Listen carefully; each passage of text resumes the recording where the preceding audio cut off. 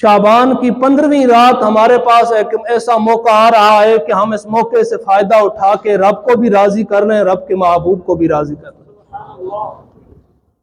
وہ کون سا موقع ہے؟ وہ شعبان کی 15ویں رات ہے۔ وہ 15ویں رات جس رات کے بارے میں ام المومنین حضرت سیدہ طیبہ طاہرہ حضرت عائشہ صدیقہ رضی اللہ تعالی عنہا آپ کہتی ہیں کہ شعبان کی 15ویں رات میں نے اپنے محبوب کریم صلی اللہ علیہ وسلم کو بستر پہ نہ پایا، میں تلاش میں جستجو میں نکلی تو میں کیا دیکھتی ہوں، میرے محبوب بقیع میں سجدہ ریز ہیں، سجدے میں گڑ گڑا رہے ہیں، رو رہے ہیں۔ جب میں حضور کے پاس گئی، حضور رحمت عالم صلی اللہ علیہ وسلم نے سر اٹھایا اور فرمایا کہ عائشہ کیا تمہیں یہ لگا تھا کہ میں تمہارا حق جو ہے تو ماروں گا اور تمہارا حق کسی اور کو دے دوں گا، یعنی کسی اور زوجہ کے پاس چلے جاؤں گا؟ فرمایا نہیں، آج تم جانتی نہیں ہو شعبان کی 15ویں رات ہے، اور اس رات مغفرت اتنی عام ہوتی ہے کہ جتنا قبیلہ بنی کلب کے پاس بکریاں ہیں، عرب میں ایک قبیلہ تھا، ان کے پاس بکریاں بہت زیادہ تعداد میں تھیں اور اسی وجہ سے وہ مشہور تھے، اور بکریوں کی جو تعداد تھی وہ شمار نہیں کوئی کر سکتا تھا۔ تو حضور نے فرمایا اے عائشہ، قبیلہ بنی کلب کی جو بکریاں ہیں، ان بکریوں کے کھالوں پر جو بال ہیں، اس 15ویں رات اللہ تعالیٰ قبیلہ بنی کلب کی بکریوں کے بالوں سے زیادہ امت مسلمہ کے گناہگاروں کی مغفرت فرما دیتا ہے۔ یعنی مغفرت اتنی عام ہوتی ہے اس رات کہ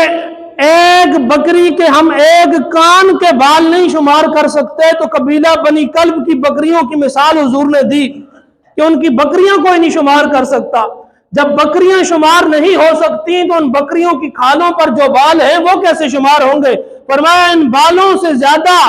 15ویں شعبان کو اللہ رب العالمین امت مسلمہ کے جو گناہگار ہیں اللہ تعالیٰ ان کی بخشش فرما دیتا ہے۔ وہ مبارک رات ہمارا استقبال کر رہی ہے، چند گھڑیاں اور چند لمحات ہیں اس رات کو کے آنے میں، اور یہ وہ رات ہے کہ جس رات وہ مبارک فیصلے ہوتے ہیں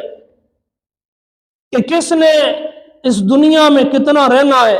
کس کو کتنا رزق نصیب ہونا ہے، کس کو اولاد ملنی ہے، کس کو غم ملنا ہے، کس نے دنیا سے اٹھنا ہے۔ میرے حضور نے فرمایا نا، حدیث پاک کا مفہوم ہے،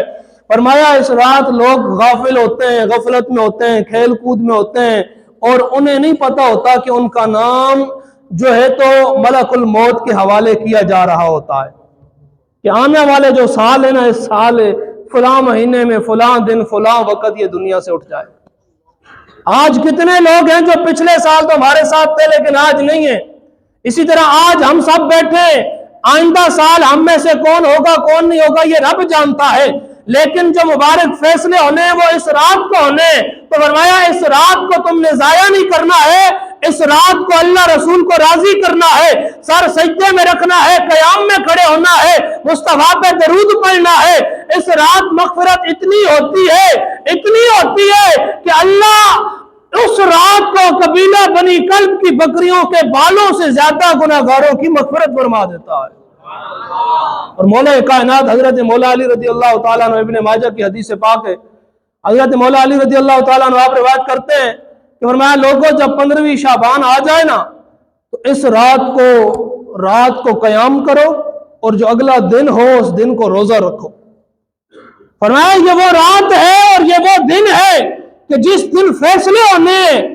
کس نے زندہ رہنا ہے، کس نے دنیا سے جانا ہے، کس کو کتنا رزق نصیب ہونا ہے۔ اور مولا کائنات مولا علی کہتے ہیں لوگوں جب یہ رات آتی ہے نا تو غروب آفتاب سے لے کر طلوع فجر تک اللہ رب العالمین اپنی شان کے مطابق آسمان دنیا پہ جو ہے تو تجلی فرماتا ہے، شان نزول فرماتا ہے جو اس کے شان کے لائق ہے۔ فرمایا پھر آواز لگتی ہے، اے کوئی آج کی رات ہم سے بخشش مانگنے والا، اے کوئی آج کی رات ہم سے اپنی جناب والا کوئی مراد لینے والا، ہے کوئی آج کی رات اولاد مانگنے والا، ہے کوئی آج کی رات اللہ رب العالمین کے حضور حاضر ہو کے اپنی مغفرت کروانے والا ہے کوئی؟ اپنا رزق مانگنے والا ہے کوئی؟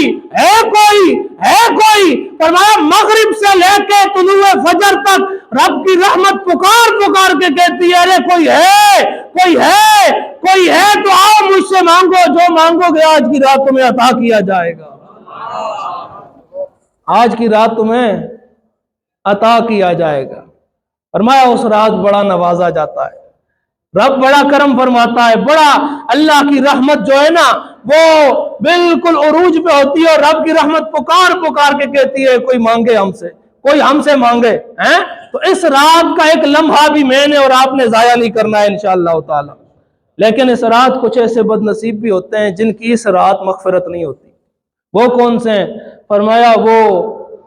جو اللہ کے ساتھ شرک کرتے ہیں،